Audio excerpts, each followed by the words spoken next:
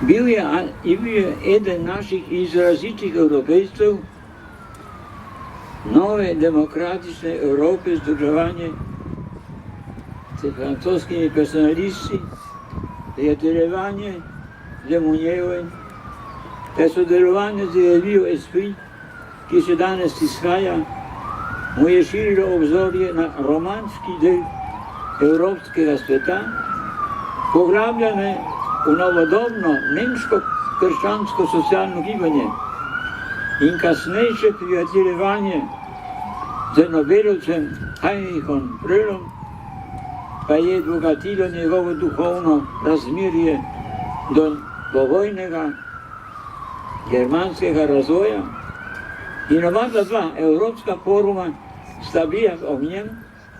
ko sta ga leta 1975